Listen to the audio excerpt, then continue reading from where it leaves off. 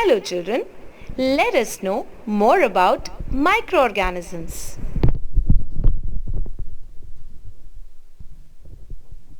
Do you know when we spell the term microorganism, it splits into micro plus organism, where micro means tiny. Yes children, those tiny organisms which cannot be seen with naked eye, they are called as microorganisms. Some of you might have seen the fungus that grows on bread or pickles. Its structure can be seen with a magnifying glass. But there are certain other microorganisms which can be seen only with the help of microscope. That is why they are called microorganisms or microbes. Now, when we talk about their survivability, they can survive under all types of environment, ranging from ice cold climate to hot springs and deserts to marshy lands. They are also found inside bodies of animals, including human, air, water, and even plants. Now, let us classify this microorganism. These microorganisms are generally classified into four major groups. These groups are as follows: bacteria, fungi, protozoa, and algae. Now, let us all see this first one, bacteria. Bacteria are single cell microorganisms and they have cell wall just like plant cells. When we talk about their uses, bacteria are generally used in the formation of curd. Yes, that bacteria is lactobacillus. Now, let us all discuss the next one, fungi. Fungi are non-green plants and they cannot synthesize their own food. As you all know that those who cannot synthesize their own food and are dependent on others, they are called as heterotrophs. So therefore, we can say that these fungi are heterotrophs and they depend on dead organisms for the food. Yes, a very good example of fungi is edible mushroom. Slide shows the third classified part, algae. It is a green substance floating on the surface of pond, lake, river, etc. and they can synthesize their own food. The last classified part is the protozoa, which is a unicellular animal and some of them are free living while others are parasites. When we talk about parasites, the plasmodium is a protozoa carried by mosquito and transferred to human causing malaria. When we talk about viruses, they are also microscopic organisms, but they have special characteristic. Yes, they lie in the borderline between living and non-living. Sometimes they are living, sometimes they are non-living. Yes, when they are in the host, when they are in the living body, they are living. But when they are outside the host, when they are outside the living body, they become non-living, they become dead. Yes, and what are the common ailments by virus? That is common cold, flu, polio, chickenpox. These are the examples of virus. One of the best example of virus is COVID-19. We all know about it with the name coronavirus. I think you all are aware about it. This coronavirus also belongs to a large family of virus causing illness from common cold to more severe diseases like MERS and SARS. MERS full form is Middle East Respiratory Syndrome. SARS, that is Severe Acute Respiratory Syndrome. This virus generally affects the lungs. When we talk about microorganisms, microorganisms can be our friend or they can be our foe to us. Let us discuss about the friendly microorganisms. Yes, their uses. Now, they are used for curdling of milk, fermentation, medicinal use, antibiotics, vaccines, environmental cleanup, nitrogen fixation, and many more. Talk about the uses of microorganisms. The first and foremost is in the curdling of milk and bread formation. Yes, my dear children, you all like to eat curd. But do you know how curd is formed? We take warm milk and we add a small amount of curd in the warm milk. Now, do you know the curd contains lactobacillus, which is a type of bacteria. It will multiply in the milk and convert it into curd. So this way curdling of milk takes place. Now coming on to the commercial use of microorganism. Microorganisms are used for large-scale production of alcohol, wine and acetic acid. You all know about vinegar? Yes, it's a form of acetic acid only. Yeast is used for commercial production of alcohol and wine.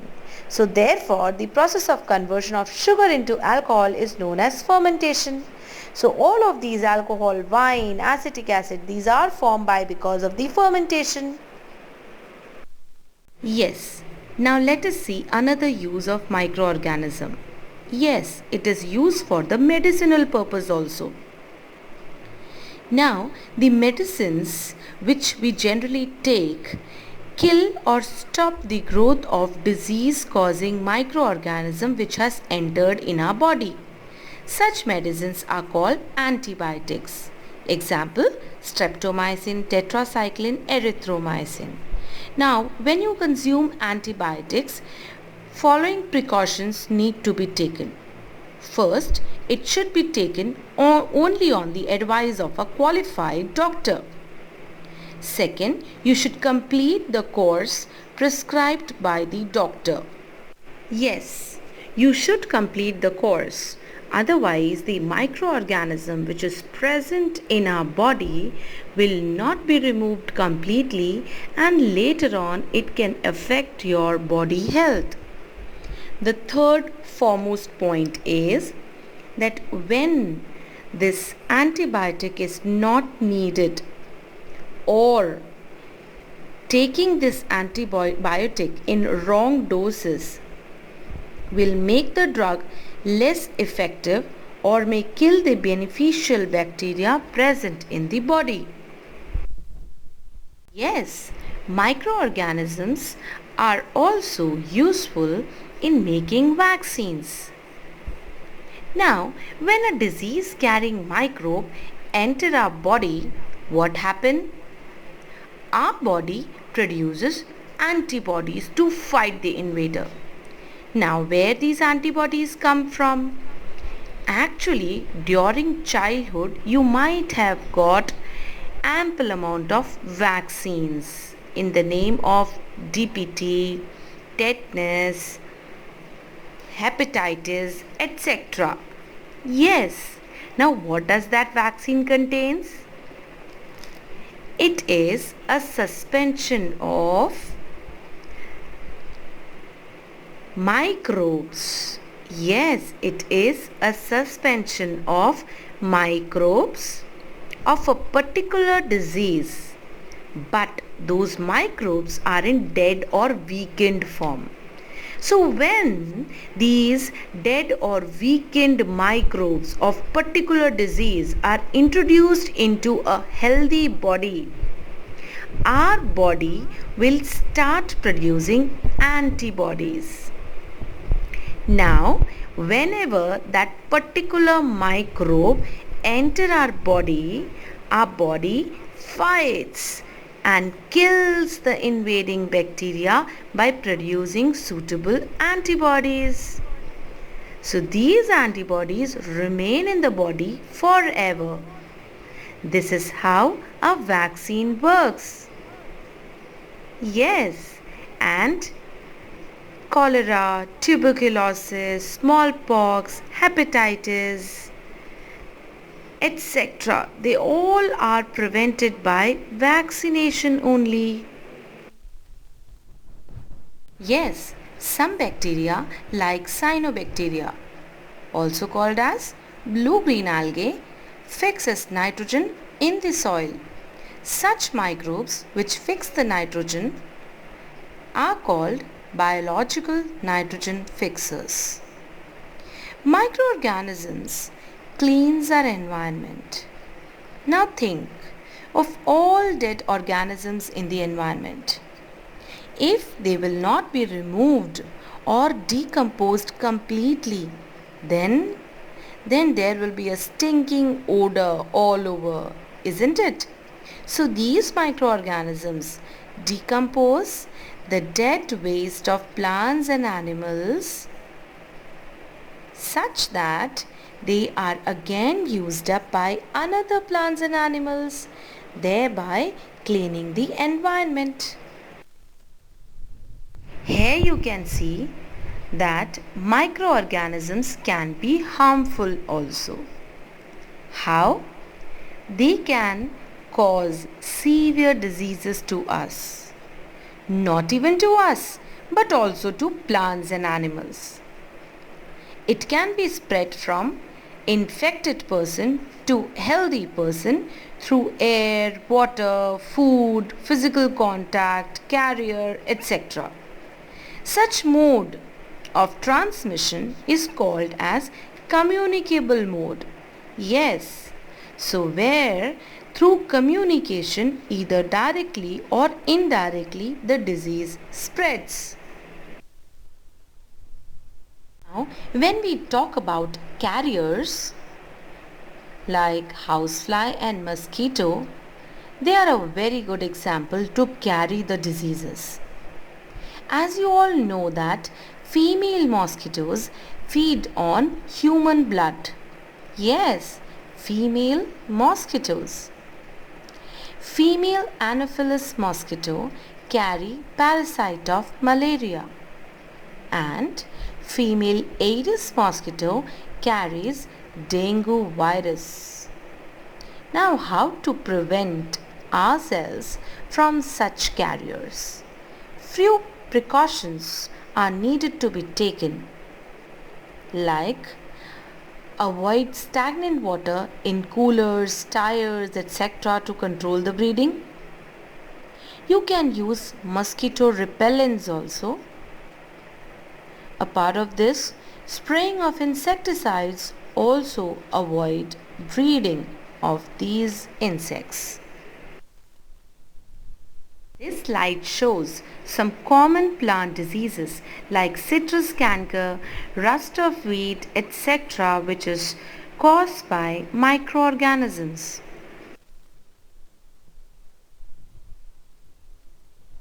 Here we can see how human diseases are spread through causative microorganisms and their mode of transmission and how to prevent such diseases. For example, tuberculosis, also called as TB, is caused by microorganism, that is bacteria, through air. Now what precautions you need to take? You should take complete isolation, personal hygiene and vaccination should be given at suitable age. Microorganisms can cause diseases in animals also. So in cattle like foot and mouth disease, anthrax, etc. Now what is food poisoning? When you consume food spoiled by some microorganism, you will cause serious illness and that is called food poisoning. Some symptoms like stomachache, nausea, vomiting can also take place. And sometimes the food poisoning can be fatal also. So you should avoid yourself taking spoiled food by not consuming the food whose expiry date is over. Generally, spoiled food have bad odor, change in taste, change in color. So better not to consume it. Always eat covered food. food preservation is very essential. Why? To increase the shelf life of food. Yes, to increase the shelf life of food. Otherwise, it may soon be spoiled by microorganisms and may result in food poisoning. So here are some methods of food preservation. The first is chemical method. When we talk about chemical, here we use certain chemicals like sodium metabisulfite and sodium benzoate. These are generally used in jams and squashes to prevent the growth of microorganisms.